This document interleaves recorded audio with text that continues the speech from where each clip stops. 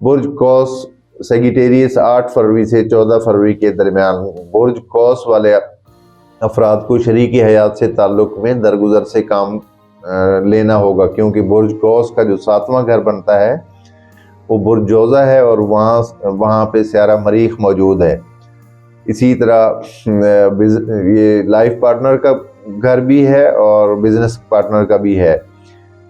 احتیاط سے کام لینا ہوگا۔ سیارہ مریخ جو جھگڑے کا سٹار ہے آپ کے خانہ ازدواج میں موجود رہ کر تلخی لا سکتا ہے۔ اسی طرح شراکت سے تعلق رکھنے والے معاملات میں بھی محتاط رہنا ہوگا۔ شریک کار سے جھگڑا ہونے کا مکمل امکان رہے گا۔ اپنی قیمتی اشیاء کی حفاظت کرنا ہوگی، کوئی چیز گم یا چوری بھی ہو سکتی ہے، اور تنگ نظر حاسد لوگوں کی نظر بد کا شکار بھی ہو سکتے ہیں۔ مالی امور میں سست روی رہے گی، تاہم وہ افراد جن کا تعلق شیئرز، فارن ایکسچینج، گولڈ وغیرہ سے ہے اور پیٹرولیم کی صنعت سے وابستہ ہیں ان کو بھاری پرافٹ ہوگا۔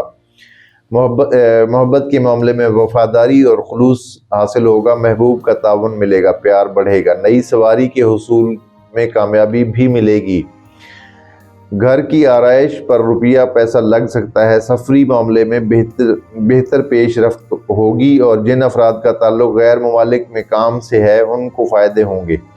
عزیزوں سے تعلقات عام نوعیت کے رہیں گے، کوئی عزیز بیمار ہو سکتا ہے اور آپ کی صحت کا سیارہ شرفی درجات میں اپنی بہترین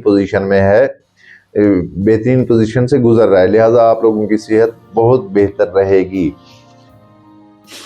اگر کوئی پرسنل ذائچہ بنوانا چاہے تو میں پھر ریپیٹ کرتا ہوں، date of birth, time of birth, place of birth کی ضرورت ہوتی ہے۔ میرے واٹس ایپ پہ رابطہ کریں، میں 2 دن کا ٹائم لوں گا اور آپ لوگوں کو ذائچہ مل جائے گا۔ اور کچھ لوگ کمنٹس میں لکھتے ہیں کہ ہمارے پاس ڈیٹ آف برتھ نہیں ہے یا سال کنفرم نہیں ہے، تو ان کے لیے یہ ہے کہ اپنے ہاتھوں کا پرنٹ بھجوا سکتے ہیں، اور جن کی برتھ ڈیٹیل اوریجنل ہے ان کے لیے میری طرف سے آفر ہے کہ میں ان کا ذائچہ بناؤں گا، ذائچے کے ساتھ ساتھ ہاتھوں کے پرنٹ بھجوائیں گے تو ان کے میں چارجز نہیں لوں گا۔